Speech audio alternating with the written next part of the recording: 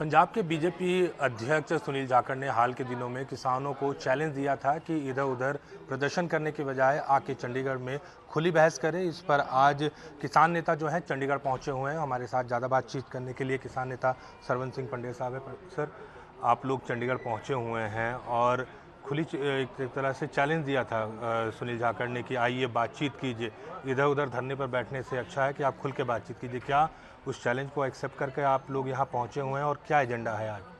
हाँ, देखिए वही आपने बात सही की, वही हमने चैलेंज कबूल किया। 16 के पीसी में बोला था कि आज के दिन हम किसान भवन में आएंगे और इनके जहाँ भी हम इनके चुने हुए नुमाइंदे जाते हैं तो ये बोलते हैं कि ये बातों के सवाल तो हमारे राष्ट्रीय नेता देंगे। तो हमने स्वयं उस दिन बोला था भी प्रधानमंत्री जी को बुला लीजिए, आप माननीय गृह मंत्री जी को बुला लीजिए, आप जेपी नड्डा जी को बुला लीजिए, आप खेती बाड़ी मंत्री को बुला लीजिए, स्वयं पंजाब प्रदेश अध्यक्ष हो जाए। तो उसी को हमने कबूल किया था। जहाँ तक हमारे सवालों का सवाल है, एक तो देखिए वो एमएसपी लीगल गारंटी कानून का सवाल है जो इन्होंने चिट्ठी लिखकर हमें भेजी थी। दूसरा लखीमपुर खीरी के इंसाफ की बात यूपी सरकार ने की थी। इसी में तीसरा सवाल है भी अगर उन्होंने किसानों के कत्ल किए हैं, उनके ऊपर 120B का पर्चा है, अजय मिश्रा टैनी को, उनको टिकट क्यों दी गई। तीसरी उसमें सवाल है भी सभी देश के किसानों से केस वापस लेने का सवाल है, वो वापस क्यों नहीं लिए गए। इलेक्ट्रिसिटी बिल के बारे में स्वयं बोला था पीयूष गोयल जी ने कि हम लेके नहीं आएंगे, अब उन्होंने बना के रखा है, तो ये धोखा हमें क्यों दिया गया।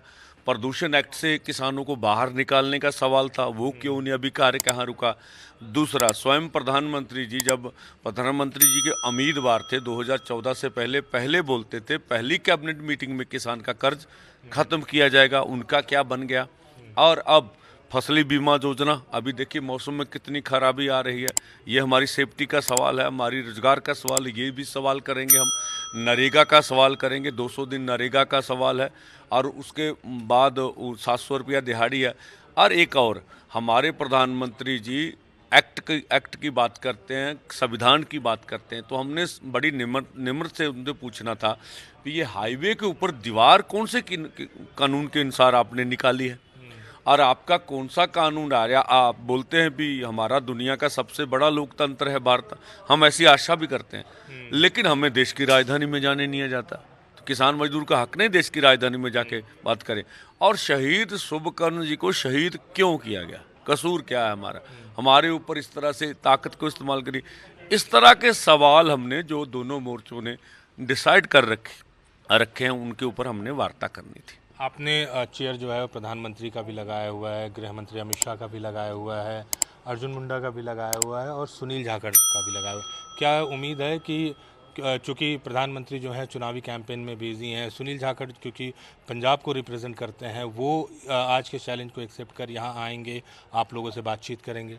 देखिए इस तरह के तो हमें कोई मालूम नहीं है, हम आशा तो ऐसी रखते हैं अगर हमारे प्रधानमंत्री हैं तो हमें हमारे किसानों से आके उनको वार्ता करनी चाहिए, क्योंकि उनके प्रदेश अध्यक्ष ने बोला था, हमने तो नहीं बोला था, उनके प्रदेश अध्यक्ष ने बोला था भी आप आइए चंडीगढ़ में हमारे से बात कीजिए। तो हमने उनके प्रदेश अध्यक्ष का न्योता कबूला है।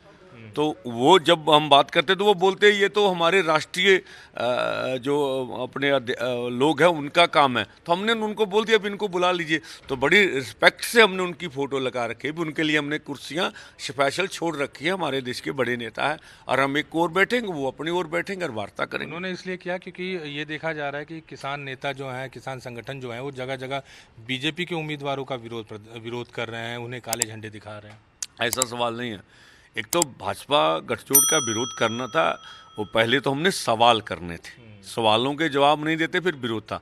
हमने तो अब ये भी कह रखा कि हम आम आदमी से भी सवाल करेंगे, पार्टी से, हम कांग्रेस से भी सवाल करेंगे, हम श्रोमणी अकाली दल से भी सवाल करेंगे, जो भी विरोधी दल है उनके सवाल के ढंग और होंगे और सत्ताधारी के सवाल के ढंग और होंगे। हमने तो ऐलान कर रखा है।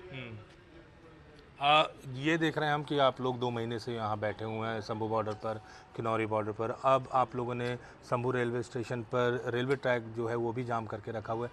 क्या लग रहा है कि ये डेडलॉक कब ख़त्म हो पाएगा, क्योंकि आचार संहिता लगी हुई है, सरकार सीधे तौर पर आपसे बातचीत नहीं कर पा रही है। कोई रास्ता ऐसा है कि जो लोग किसान हैं वो अपने घर को वापस जाएँ, फिर चुनाव के बाद दोबारा आंदोलन आप लोग शुरू करें, ऐसा कोई रास्ता सोच रहे हैं आप लोग? देखिए किसी के पास इतना समय नहीं है, सब काम वाले लोग हैं। हम तो चाहते हम घर वापस हों। अब चोन जाब्ते से पहले 40 दिन सरकार ने हमारे साथ वार्ता भी की, लेकिन उन्होंने कोई निर्णय नहीं लिया। हमारी मजबूरी हमें बैठना। जो शंभू मोर्चा चल रहा लगभग 70 दिन हो चले उन्हें, वो देश की राष्ट्रीय मांगों पर ऊपर खड़ा है। जहाँ तक रेल ट्रैक का सवाल है तो उसकी मांग उससे नहीं मिलती। वो हरियाणा के किसानों की रिहाई के लिए बहुत छोटी सी मांग है। तो हम जब भी वो पूरी कर देंगे हम रेल ट्रैक खाली कर देंगे। ये दोनों अलग अलग मांगों पे मोर्चे चल रहे हैं।